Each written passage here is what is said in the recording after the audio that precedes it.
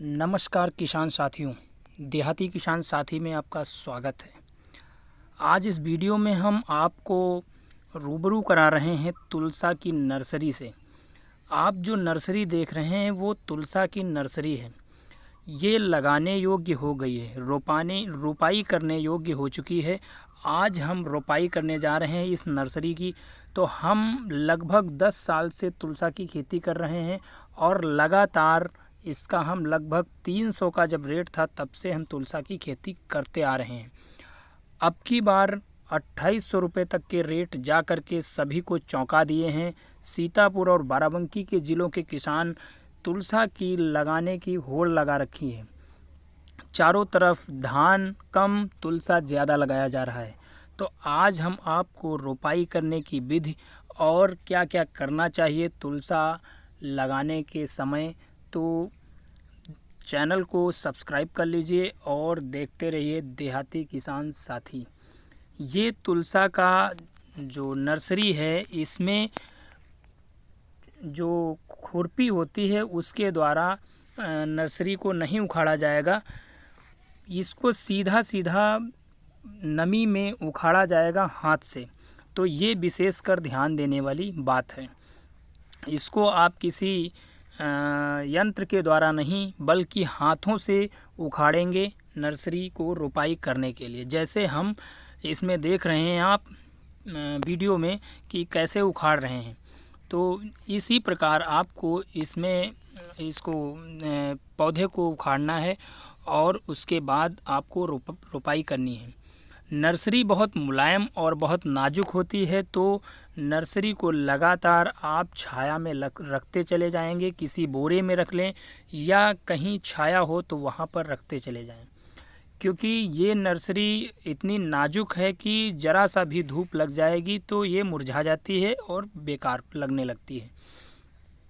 हालांकि कैसा भी पौधा हो, पौधा चलने में दिक्कत नहीं करता है, लेकिन रोपाई जब करते हैं तो वो बहुत ख़राब लगता है, चलने में टाइम लेता है।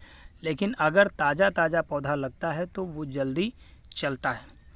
तो आगे हम आपको दिखाएंगे कि खेत कैसे बनाएंगे और उसकी रोपाई कैसे करेंगे।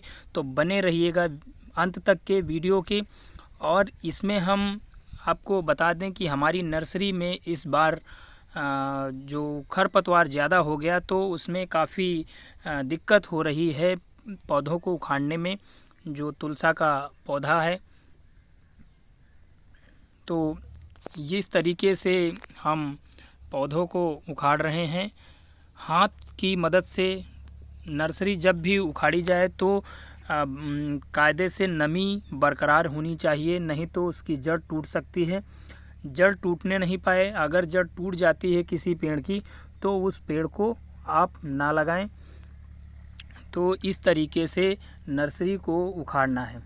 नर्सरी उखाड़ करके छोटी छोटी मुट्ठियों में आप बांध करके रख सकते हैं, जिसको धान की तरीके से रोपाई की जाएगी। ये हमारा खेत बन रहा है। खेत में ट्रैक्टर जाने का कोई रास्ता नहीं था, इसलिए हमने किराए पर बैलों की मदद से इसमें जुताई और मवाई करा रहे हैं। तो इस प्रकार से हम खेत बन जाएगा जब, तो इसमें अगर किसी के यहाँ दीमक वाली दिक्कत हो, अगर किसी के ज़मीन में कोई दिक्कत है, कोई कीड़े मकोड़े लगते हैं, तो वहाँ पर आप रीजेंट का प्रयोग कर सकते हैं।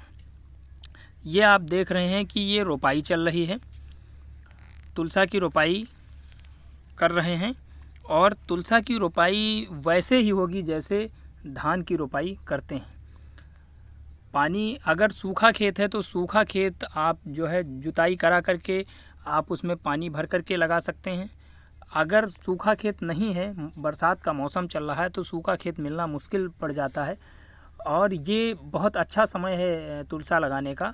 इसी समय तुलसा लगाना चाहिए। एक तो तुलसा गेहूँ काट करके लगाना चाहिए और वो फसल काट करके दूसरी बार फिर से बरसात के मौसम में इस समय जुलाई के लास्ट में लगाना चाहिए। तुलसा के बीच में 6 इंच के बाद ही पौधे को रोपित करना चाहिए, क्योंकि तुलसा का पेड़ बहुत ज़्यादा एरिया लेता है। जब इसकी बढ़वार होती है तो काफ़ी कैने होते हैं, काफ़ी इसमें कल्ले रहते हैं और इसमें टहनियाँ काफ़ी हो जाती हैं। तो इसमें जगह पर्याप्त मात्रा में होनी चाहिए। बहुत सकरी जगह पे नहीं लगाना चाहिए। काफ़ी एक तरफ 6 इंच और एक तरफ 12 इंच की छूट दे करके तुलसा का पेड़ लगाना चाहिए।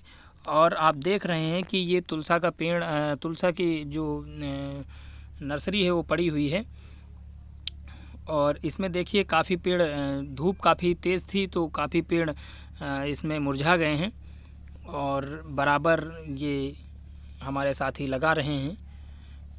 और ये आप देख रहे हैं कि तुलसा लग गया है। और तुलसा लगाने में कोई ख़ास विधि का प्रयोग नहीं किया जाता है। इसमें सिर्फ धान की तरीके से, जैसे धान में लगता है रोपाई होती है, उसी प्रकार से आप करते जाएं।